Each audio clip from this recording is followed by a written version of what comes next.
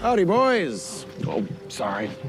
The Boys is a show based on a comic from DC Comics and also has a star-studded cast that pulls off their characters perfectly, leading to the high rating of the show. Now, the latest series of the show has been released, which is also soon to be followed to be a movie, The Dawn of the Seven. This will blow your mind as the series and the movie is connected, and stay with us as we bring this mind-blowing tale of the series and the movie. Welcome back to Movie Spotlights. Before we get into The Boys Season 3 and The Dawn of the Seven, you need to know what the series is about and why it leads to this movie. The Boys is a series based on a DC comic by Garth Ennis and Derek Robertson, and it follows the stories of a set of characters, so-called The Boys.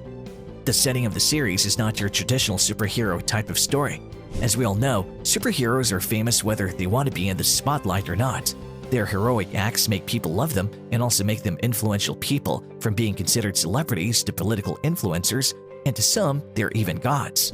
Unstoppable forces who use their powers for good and for the sake of the people around them, but there are exceptions. And even though they're superheroes, in the end their minds and heart are human in most cases, and humans make mistakes. And when you're a superhero, those mistakes can be deadly to a lot of people, and not just the people involved. This is exactly the goal of The Boys and what they're set out to do. In the universe of The Boys, there's a league of superheroes called the Seven, which ironically is a lot like the Justice League that we know from DC Comics. The Boys are aware that what the Seven do is not exactly good, and to make matters worse for them, the Seven is backed up by a multi-billion conglomerate known as Vought, and they manage the so-called Seven, and they also help the Seven in covering up their costly mistakes and their dirty secrets. When the powerless people go against powerful people such as the Seven, the situation is clear, and only one person comes out the winner, and that would be the one who has the superpower. The Boys are also superheroes Evening, cunts! who are now on a mission to stop the Seven from taking advantage of the powerless people, and as a beacon to show that true superheroes still exist, and they care about the people, and that they will take out the bad guys at any cost. Truly a different story of superheroes than what we have heard before, but at the same time, the formula remains the same: the good versus the bad. The series is being developed by Eric Kripke and is made for Amazon Prime Video. If you do know who Eric Kripke is, he's the creator behind a lot of hit TV shows which focus on the ordinary scripts and shows, and most notably, he has been behind shows such as Timeless by NBC and the hit TV series Supernatural, which ran for a lengthy 15 years, showing that he really knows how to make a good show. And also joining Eric is Jensen Ackles, who was one of the main characters in Supernatural and is now in The Boys, as well as with a character called the Soldier Boy. A lot of Supernatural fans have also started watching the show due to both Eric and Jensen being in the show. Wow. Let's get back to the show and what the Dawn of the Seven is all about. The Seven, the mortal enemy of the Boys, are also superheroes, but these are not just a group of your everyday superheroes. The Seven is owned and managed by Vought International, and in the face of the public, all is normal and happy. The Seven is the most powerful group of heroes owned by Vought International, and the Seven has one goal. One goal is only to make sure the public knows all their good deeds, and doing these good deeds are only possible thanks to Vought International and to increase the stock prices of Vought International. These superheroes are so-called Soup by Vought International, and as the name suggests, the Seven has 7 members in their team, but only one of them, who goes by Homelander, is the only superhero who has been brought up under the complete control of Vought International, and all the other superheroes in the Seven was brought up in conditions unknown to them, which causes some to the new heroes to suddenly disappear or go on an overseas mission permanently or go on sabbatical. This is what Vought wants you to believe. However, the reason why these superheroes go away is that they have been killed either by Vought International themselves or by the Boys, which causes them even more dilemma, since bringing the Boys to the spotlight might undo all the years of building up the company and the Seven. The Seven initially consisted of Homelander, Black Noir, Queen Maeve, Jack from Jupiter, The Deep, Mr. Marathon, and Lamplighter. However, as the season went by, more and more people got replaced, and by replacing, I absolutely mean that they were either killed or in a vegetative state.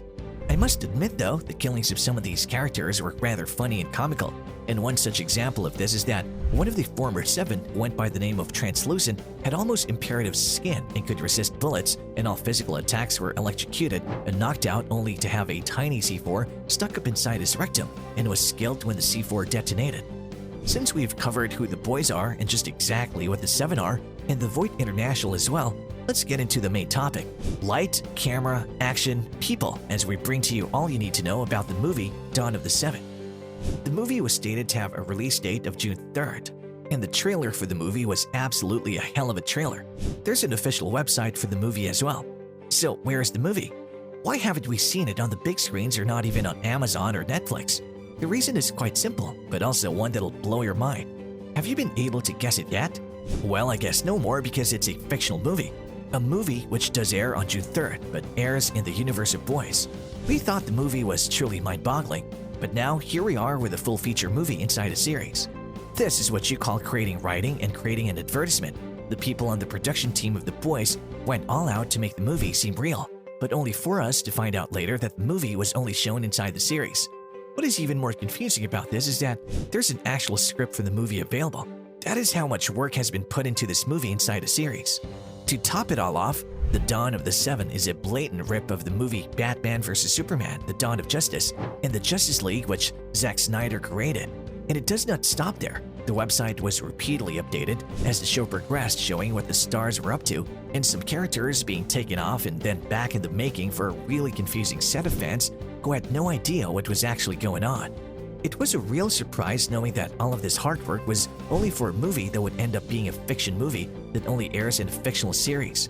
We're even treated to some of the drama and so-called behind the scenes of the movie, such as aggressively marketing the sexuality of Queen Maeve, who had revealed to be a bisexual, to A-Train being kicked off the show and then eventually letting him back in.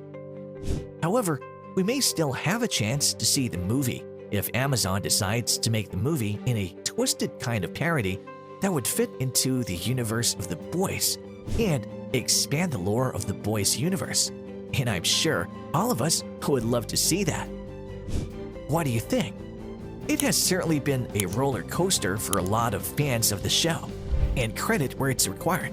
The producers really did a great job putting sand over our eyes to believe this movie was real.